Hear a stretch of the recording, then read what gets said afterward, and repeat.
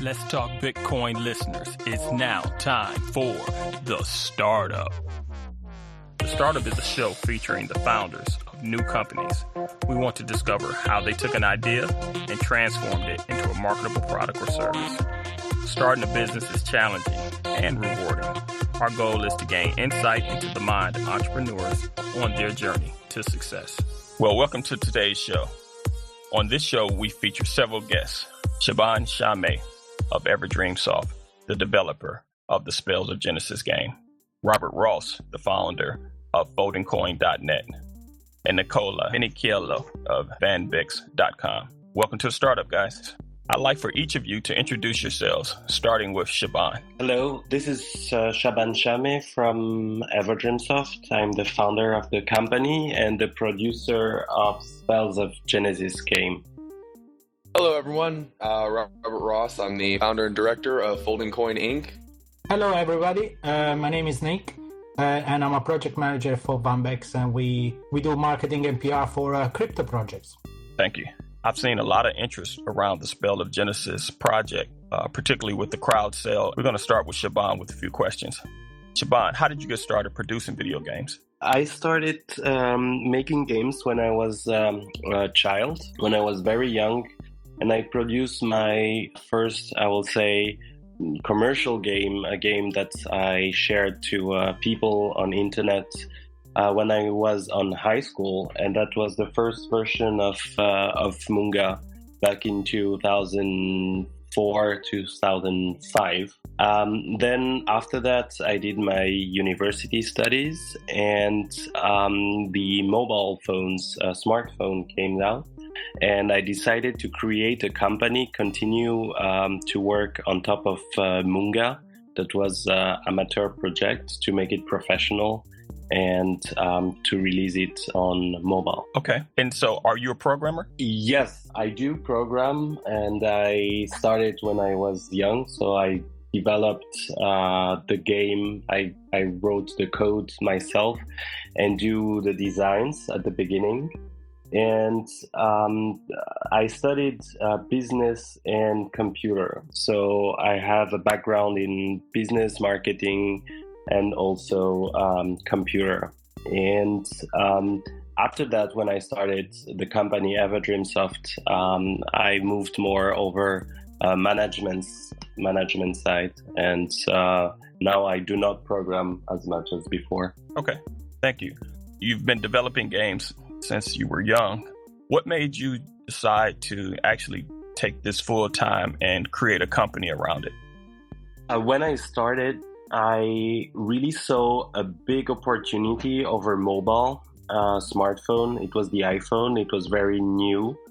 And the App Store was not out yet, but I really thought the mobile would become something very used, and especially for games.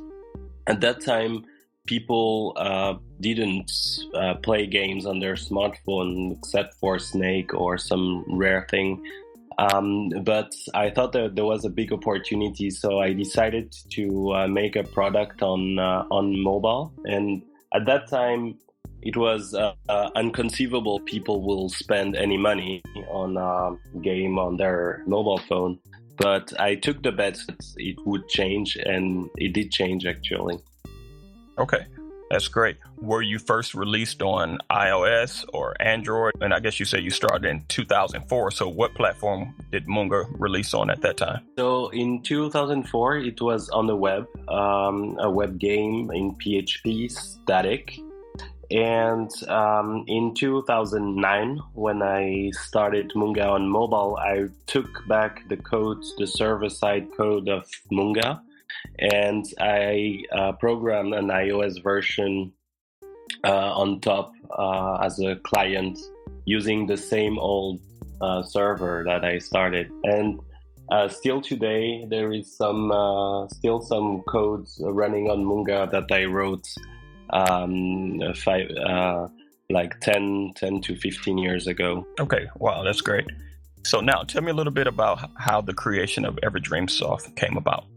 So when I started working on mobile technology, I had an opportunity to work with my company. I presented the project Munga to the company I was working for, and they were interested, but the company was a startup, didn't survive the 2008 crisis, and I decided to take the opportunity to develop the game myself then and create a company around it. So I started small.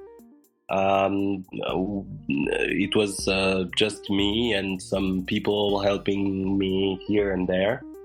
Then we got some investor who really liked what we were doing and who believed in the vision. And then after that, it started growing a little bit, employing other people, designers, and to improve the product. And that's the way it started, actually. Okay. You said you had a few of the people that were just helping you out they were not paid, they were just donating their time, and then at some point they became contractors for you or employees? Yes, some of them became employees. Some of them find other routes. So there was different profile and different people that I collaborate. Some became just fans, or so it depends. But some of them became employees to EverdreamSoft.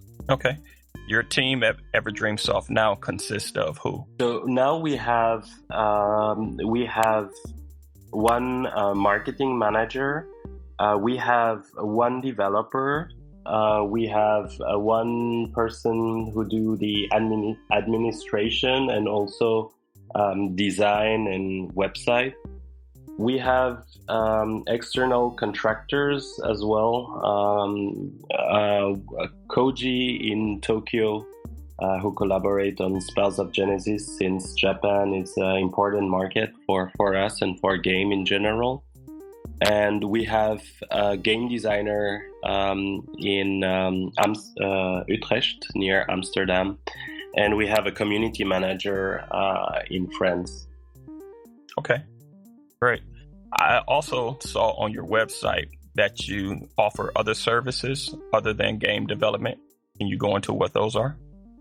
Yes, we are specialized since the beginning. Our DNA is innovation. So we like working on exciting products that not a few people are on.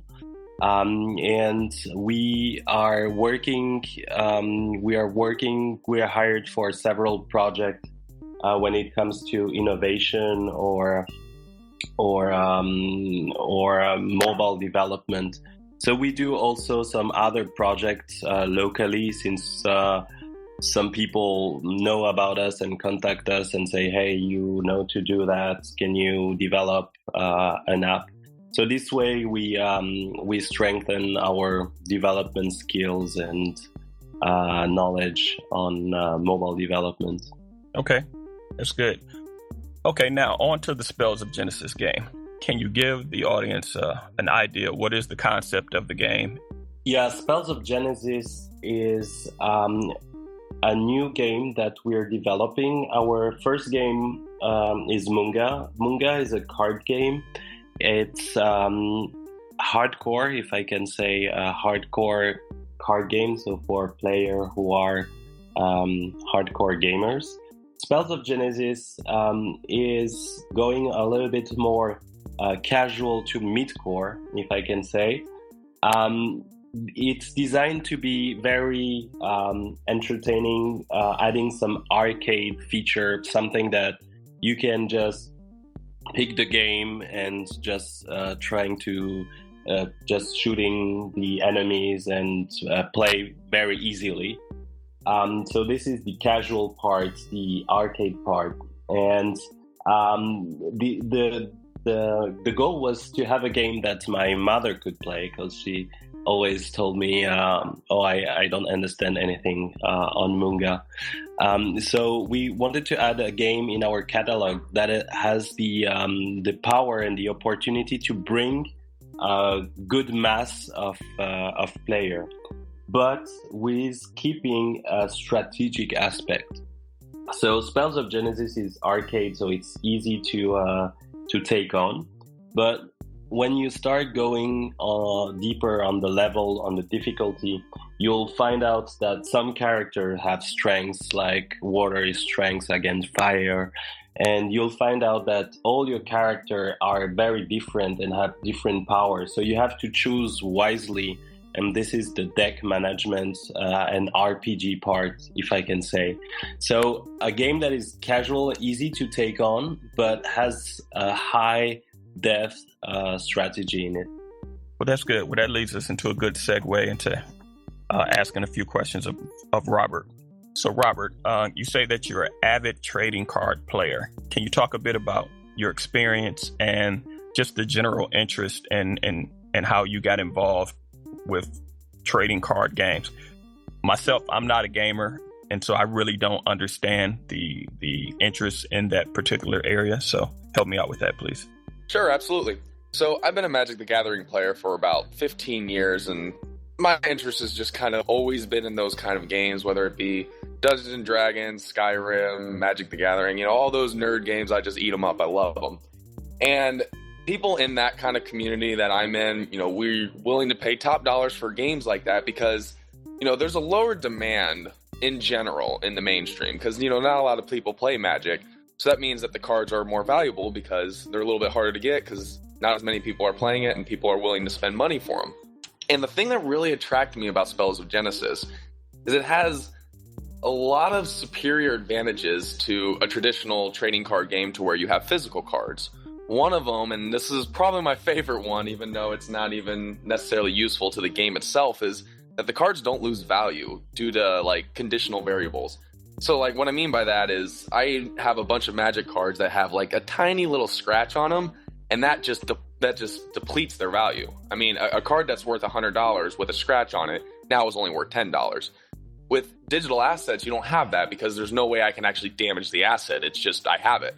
So that's one of the big things that traders will really like is these don't lose value. Another thing that I really like is the ability to compete in online tournaments. Now, Magic the Gathering, they released Magic the Gathering Online a couple years back, and it wasn't as successful as they would have hoped it to be because, I've been playing Magic for 15 years, so all the cards that I've been accumulating, I can't use online. It's a separate deck of cards that you have to buy. So Magic players didn't really like that as much because, we've been spending years collecting these cards, and now all of a sudden to play online, we have to buy a brand new set. And the reason why they couldn't just, say, hey, you have card XYZ, and now you're online, so now we'll give you card XYZ online, is that there's no real way to verify if I have a card or not in a physical form. As for with Spells of Genesis, you just have the digital asset.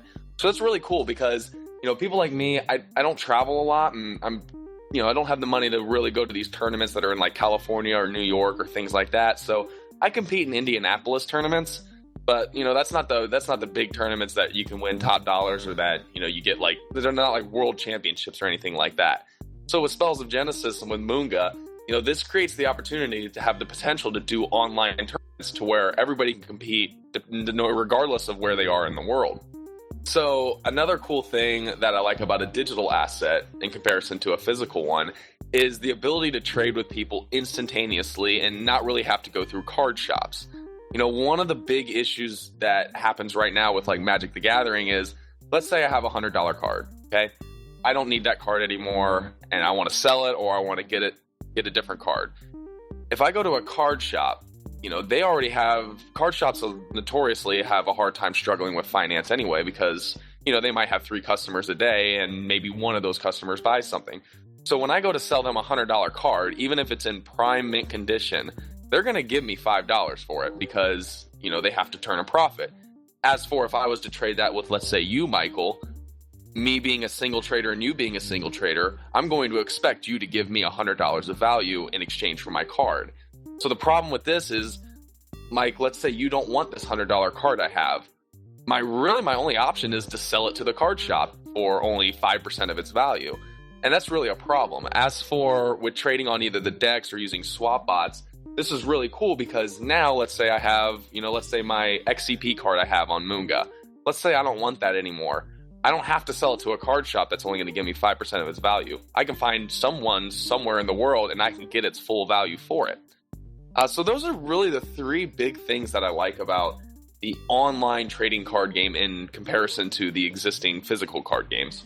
Okay, Shaban, so Robert touched on it in the aspects of trading that he discussed, and that is you combine the cryptocurrency with the game portion. Can you talk a bit about why did you do that, and what led you to that decision? I learned about Bitcoin, and firstly, I discovered Bitcoin on a purely speculative way. I thought, oh, that's cool. This is something. The price is rising, and I should get some. And the more I learned about Bitcoin, and the more I got completely astonished, completely transported by all the possibility the blockchain offers. And it's about digital ownership. So when you own a Bitcoin, you really own it. And it's the first time in history, if I can say, or the history I know, that you can own something on internet and can have a specific value because it's unique or it has specific properties.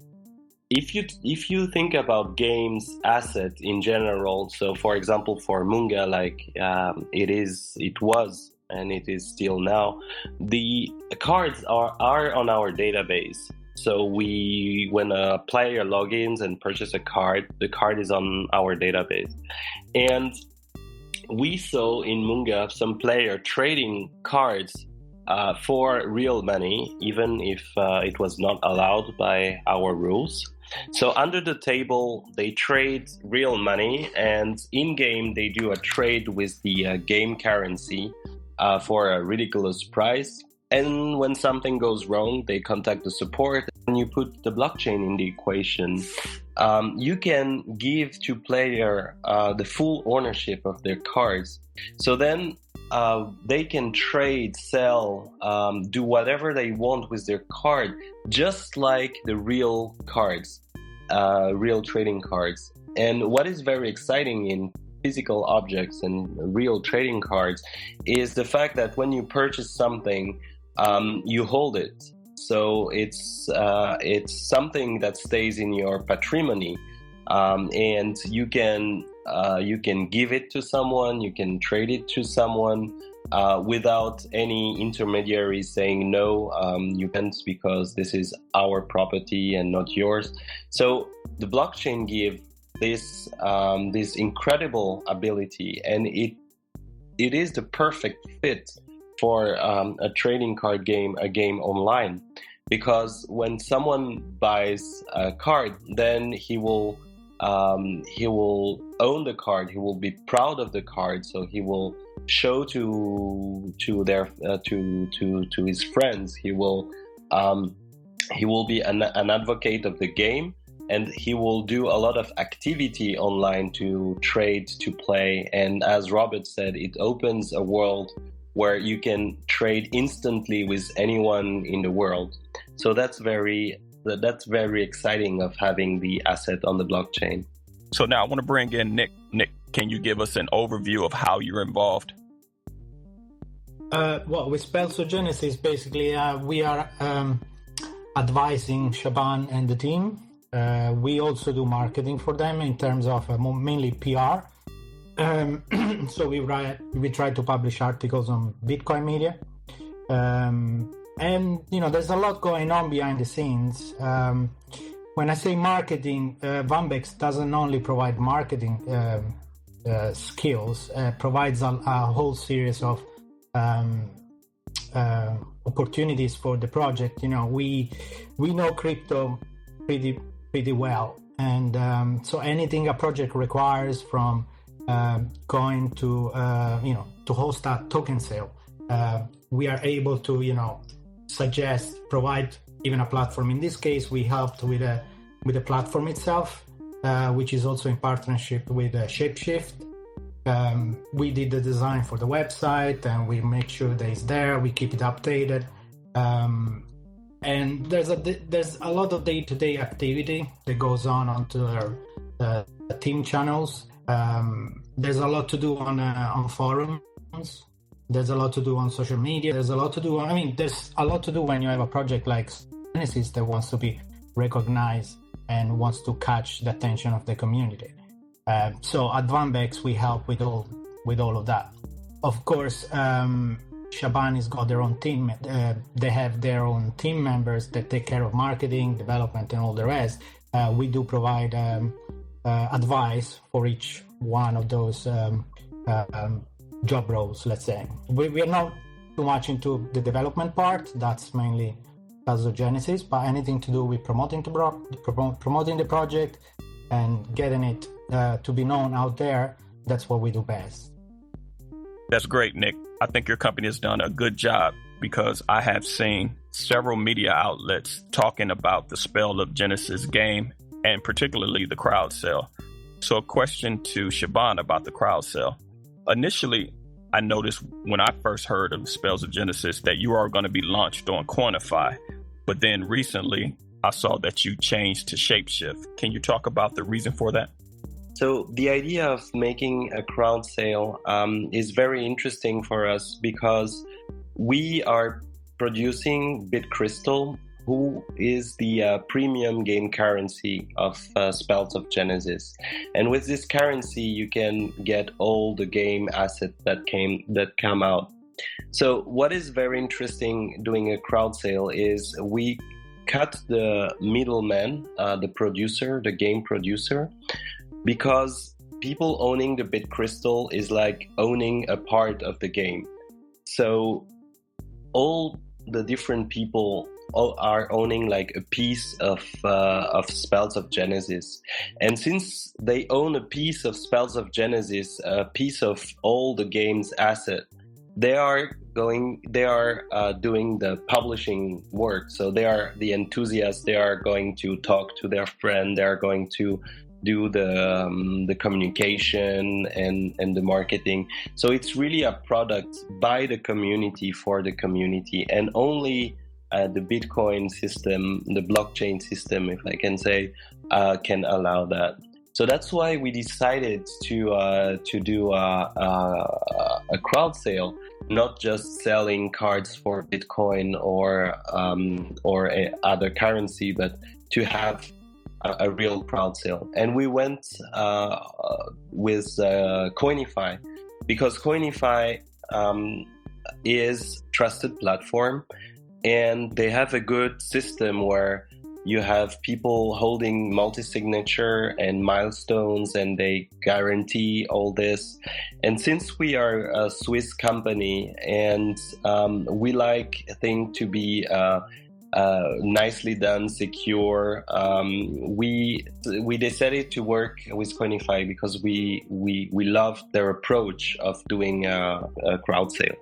The problem is they stopped their activity, so they are not doing crowd sale anymore because they was lacking new project coming in. That's very sad. There is so much to do with crypto, but not a lot of people is aware of that. So then we had to change the platform, and we decided to host it ourselves and to collaborate with Shapeshift to accept many different currencies. Because even in the game Spells of Genesis, we have all this Bitcoin character. It's an allegory of the Bitcoin and the crypto economy ecosystem. So we have the Ethereum card, we have the counterparty card, and other are coming, the dwarf miners, and all this thing is allegorically represented in Spells of Genesis. And all these different currencies also, we wanted to accept them and to to empower other group, other currency to identify themselves as a guild or as a part of the game universe as well. The magic word for this episode is Genesis. That's GENESIS.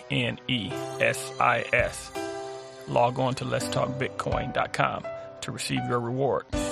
Now, back to the show. For our listeners that may not know what a crowd sale is, can you just explain? So simply, a crowd sale is it's like a crowdfunding, like on Kickstarter. On Kickstarter, for example, I will call it the old model. In Kickstarter, you present a project, a company present a project idea, and then people might back these projects by giving money. And then those people, the backers, receive T-shirts, they will receive the products, they will receive some new characters in the game, etc. So this is the old model of doing crowdfunding. And the crowd sale, the idea is to deliver things that are registered on the blockchain. Since things on the blockchain are owned by the purchaser, he will be able to trade the assets. So in our case, it's BitCrystal. So the crowd sale, people are purchasing a currency with the BitCrystal. That's the game currency. And this BitCrystal, there is a limited number, 100 million. There will be no more. So this means the whole game economy will be represented by this BitCrystal supply. So people who purchase it at the beginning, they will get a part lifetime of the whole game. So then there will be the evangelists. They're gonna tell their friends, they're gonna invite their friend to play the game, and they are gonna share a part of the BitCrystal they have or the character they had at the beginning, and the card will be more demanded and more valuable. Okay. And also I saw on the site that you offer 2 different partner levels. What are they and why were they needed?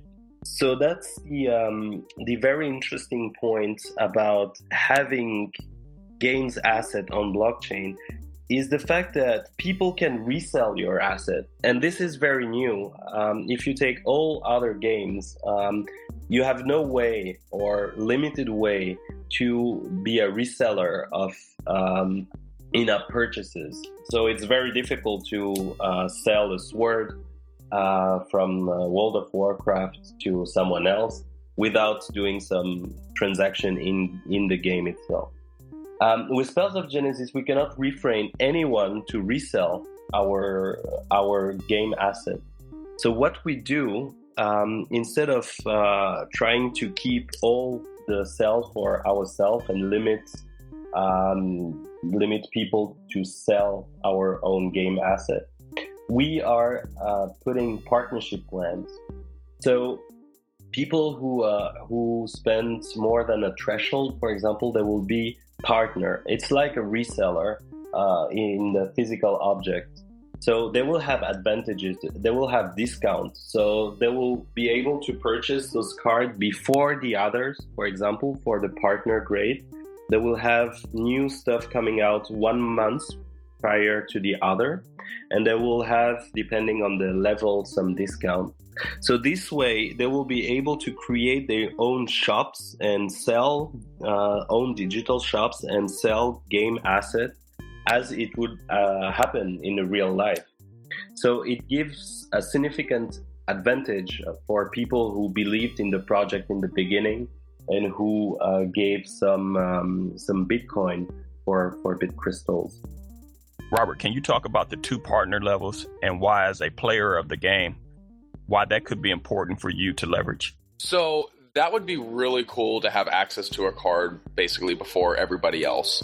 The reason being is because that could kind of get you a leg up on getting a rare card. You know, for example, the Satoshi card right now, which, by the way, I'm the very first person who got one. I'm really proud of that.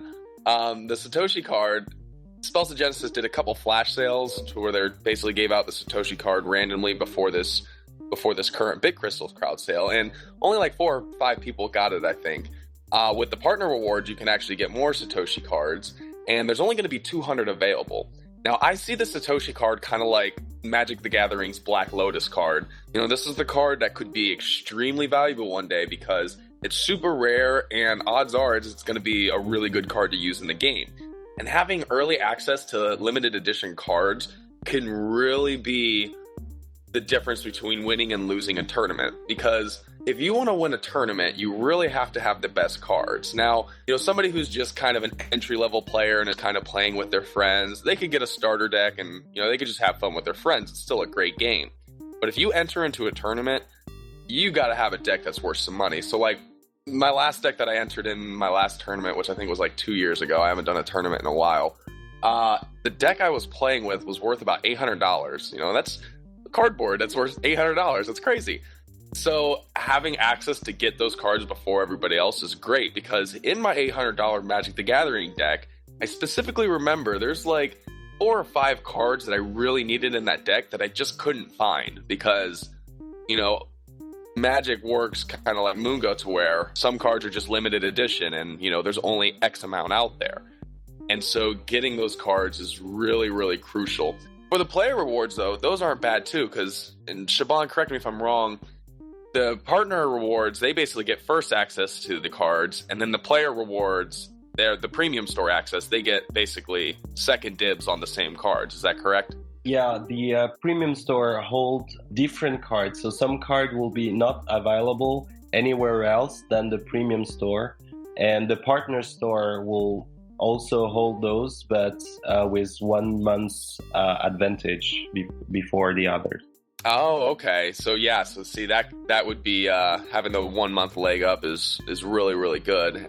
Still with the player rewards, that's still a really good advantage to have it even a month after the partners, because they might not sell up in the partner stores, but if they do, then the people who are in the partner stores, even if they didn't want that card, they have the advantage of having a card that they can basically decide the market value on. Because that's kind of the weird thing about these trading card games is, you know, unlike other things like cars and houses that go up and down in value, there's basically like over amount of time, there's like a set value that gets determined for these cards, and they kind of just retain that value. And so, for example, with Magic the Gathering, the Black Lotus card, okay, that's considered the most powerful card in the Magic the Gathering game of all time, and it has a value, an average one has a value of about $5,000. And the weird thing about this card is you can't even use it in the Magic the Gathering game anymore. I can't go to a tournament and have a Black Lotus in my deck. They're now an illegal card because they're really good. But even though you can't use it in the game, they're still worth $5,000. So if you can get these cards when they're brand new, so like if I have access to the partner store, I may be able to buy a card for maybe $100.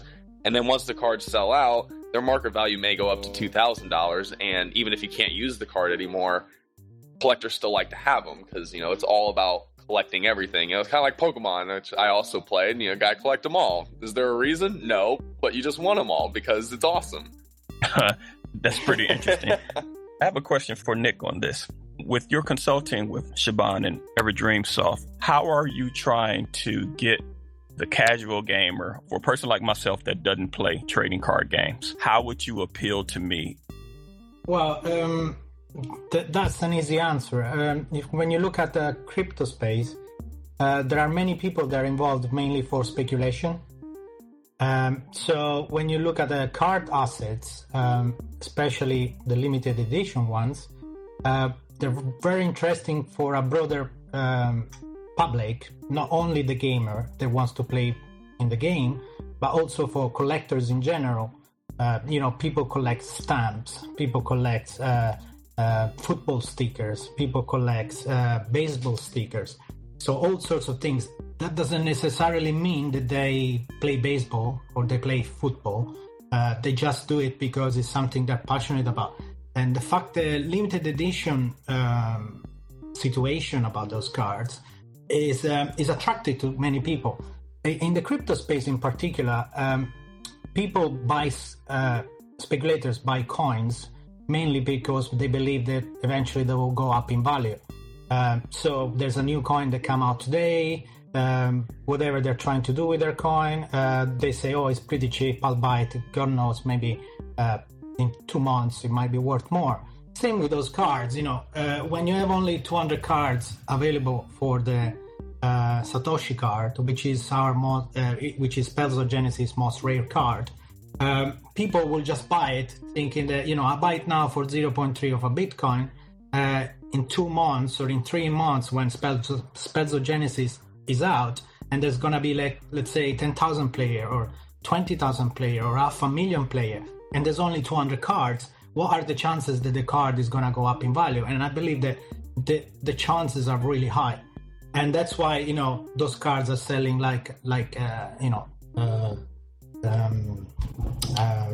they're selling very, very well. So yeah, that's the way we are marketing it, or the way that we're trying to attract people to it. It just does it by itself, especially in the crypto space, where people is always trying to make a profit on, with little money, try to make a little bit more. Well, I can tell you that strategy worked, because I purchased some in the crowd sale myself. I saw it as a opportunity because I don't understand the game. I haven't played it, but I did see a lot of interest. And so from a supply demand equation, it seemed as if it was going to be profitable in the future. So I said, hey, let me give it a try. Well, now at this point, I have a couple panel questions, and either of you can respond to the question.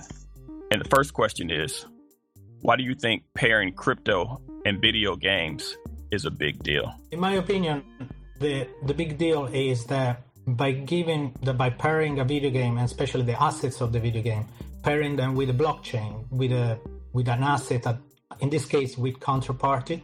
So it's an asset that is immutable. Once cards are released and once bit crystals are released, there's a set number.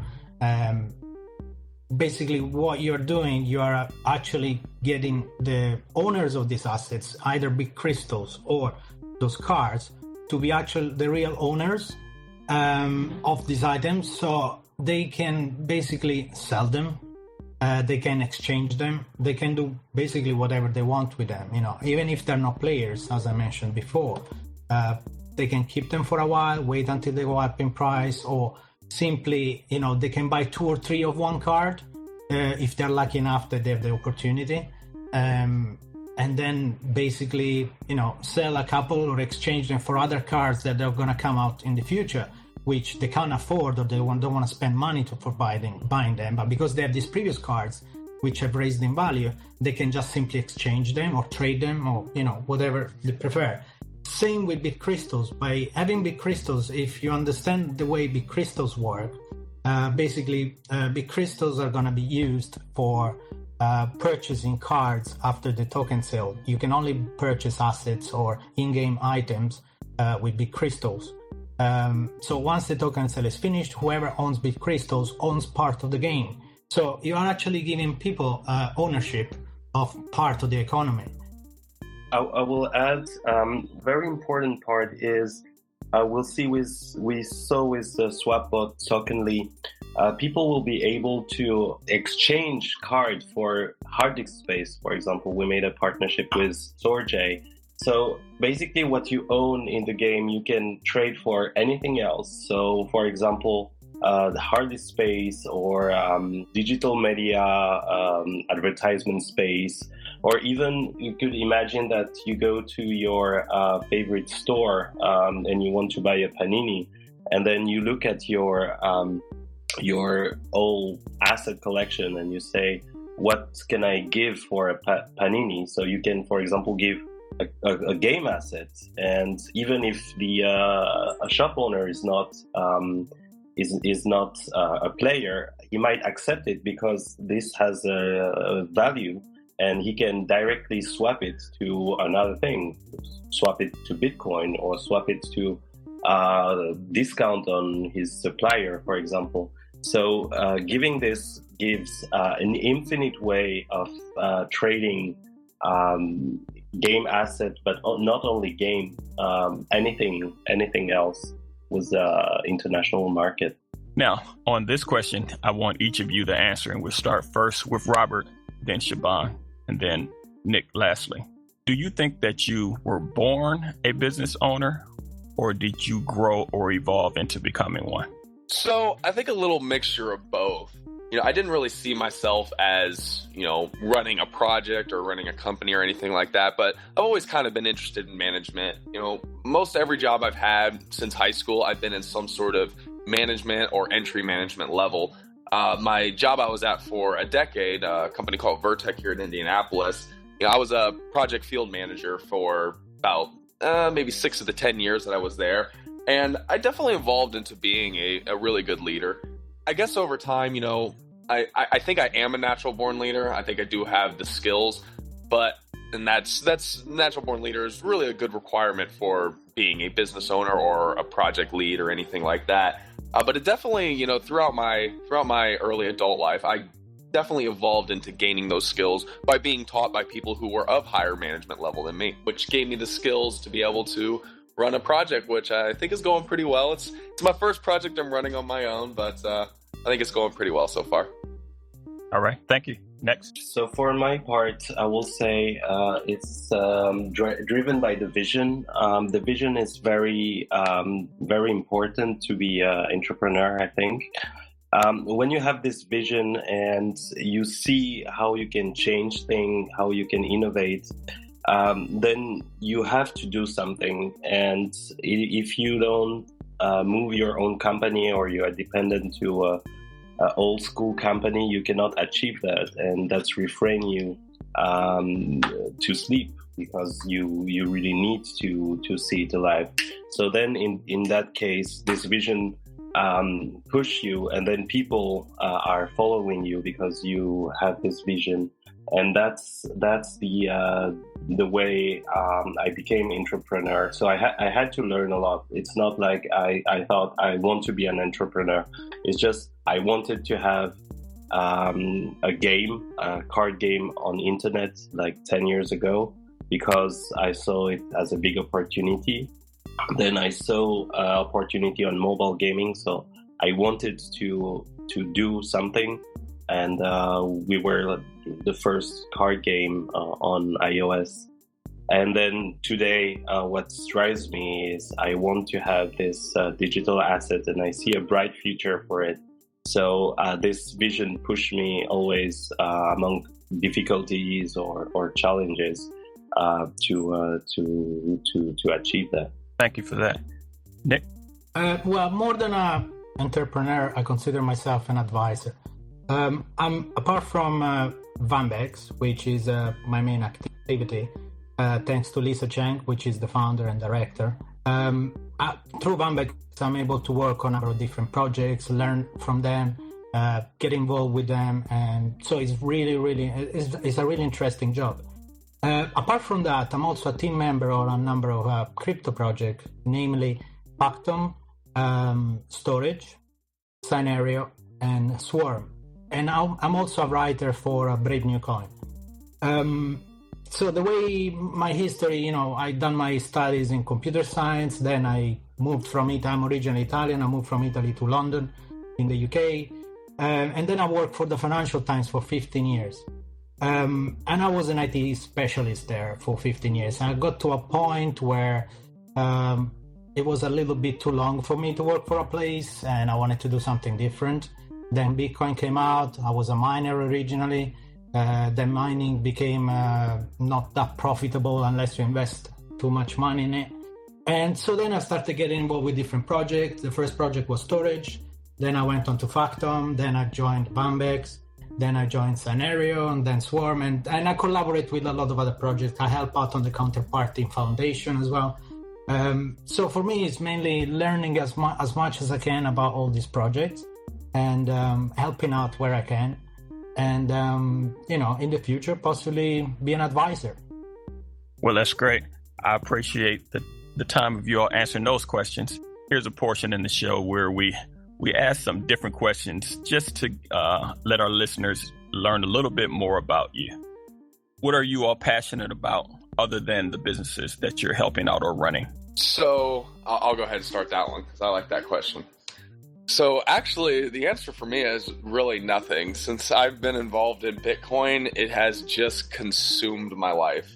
I know I got involved about 2.5 years ago, and for about a year, just like Nicola, I was a miner, and I was a miner for about 1.5 years until I started folding coin, and then I started getting involved in Counterparty, and it's really all I do. I mean, I still work a little bit at my old job to bring in some money. I'm working there. Some months I work 4 days a week, some months I work 2 days a week. It just depends on their needs. So like in July, I was 4 days a week. Now here in August, I'm only 2 days a week. Every minute of my free time is just passionately about Bitcoin and Counterparty and folding coin.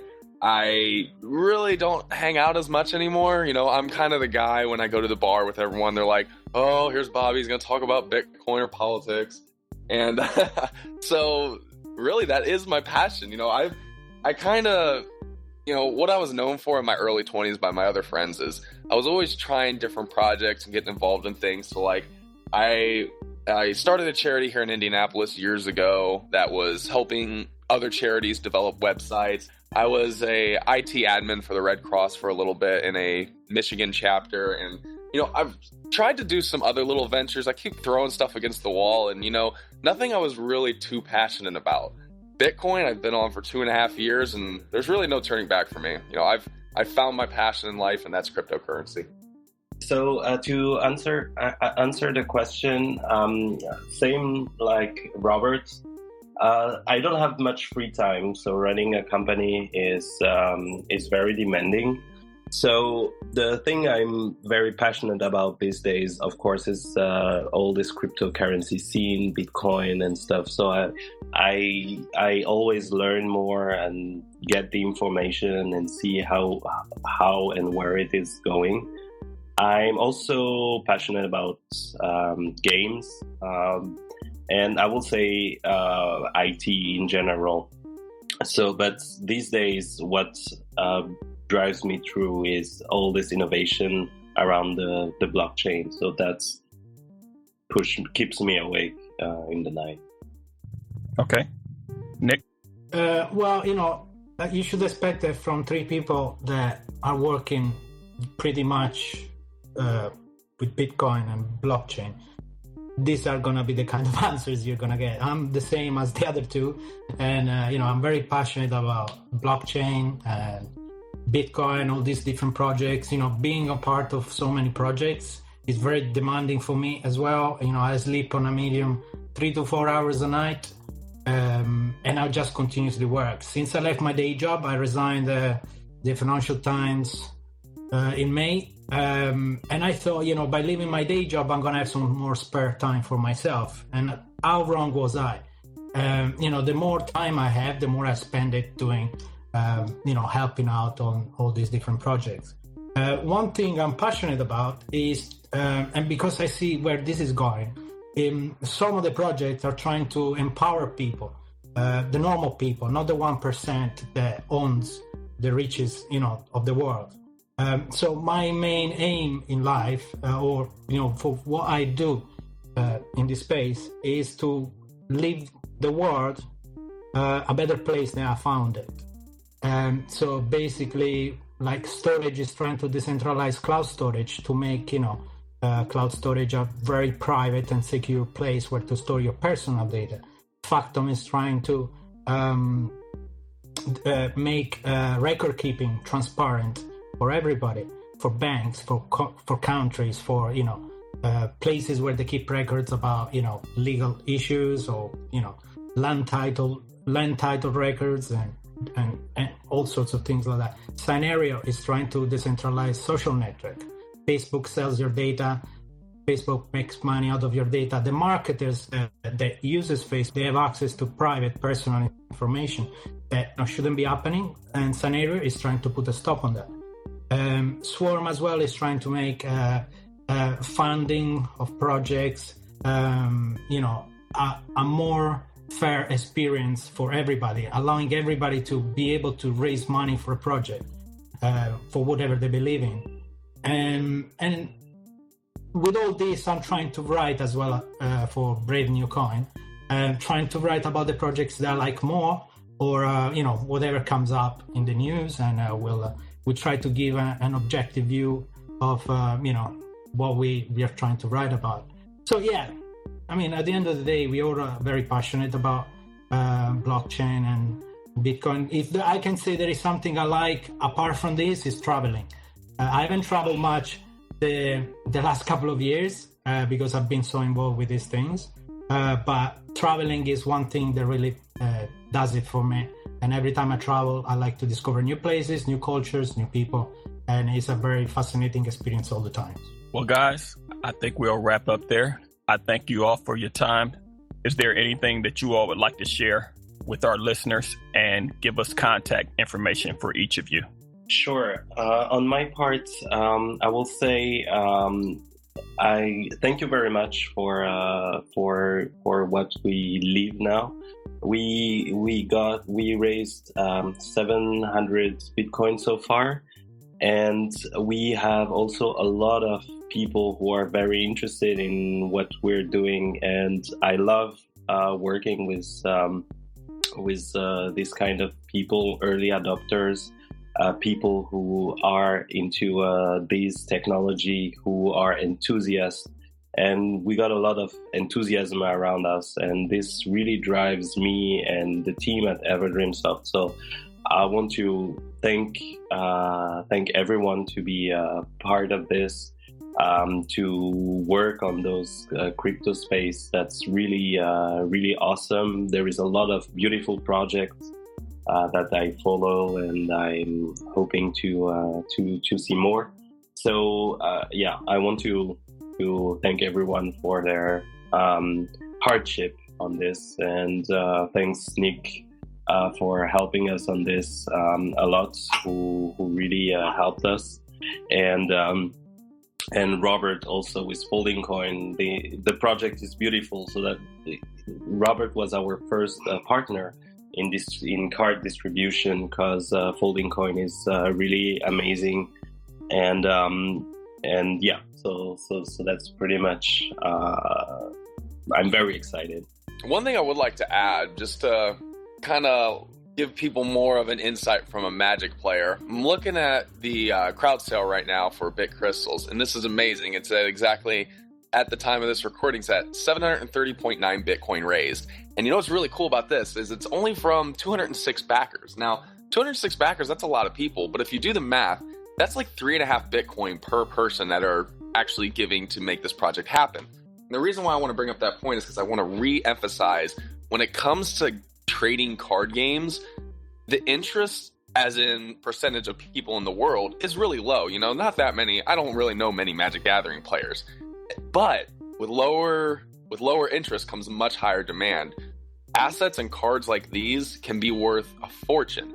I mean, you got 200 people that are willing to spend an average of 3.5 Bitcoin for this project. If you look at some of the other crowd sales that are happening, you have a lot of backers, but each person's like, I'll give like 0.2 Bitcoin to this, and if it fails, it fails. If it doesn't, it doesn't. With Spells of Genesis, people are willing to actually give a lot of Bitcoins because they know that games like this attain value, in my opinion.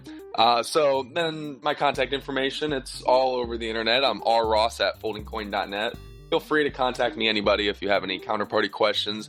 I am a community director for Counterparty, and I appreciate what Shaban is doing in the space. I didn't think when I first entered Counterparty that a trading card game was going to be one of the coolest projects in the space, and being built on Counterparty just makes me really happy. It's a fantastic project, and also thanks for Nick. I see him all over the place. Like he said, he's involved in so much stuff. Every time I enter a new chat room, he's of course already there. So thanks, Nick, for being really active in the space.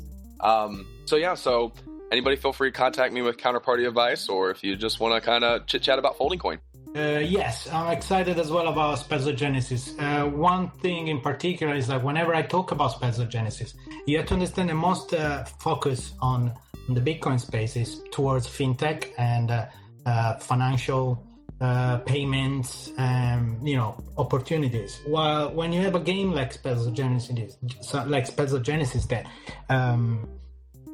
is getting into the space, people are very excited because it's something different, it's something original, and that's why I believe the support is coming, because people are like, oh wow, there's something new that people is using Bitcoin or blockchain for. So this is pretty exciting.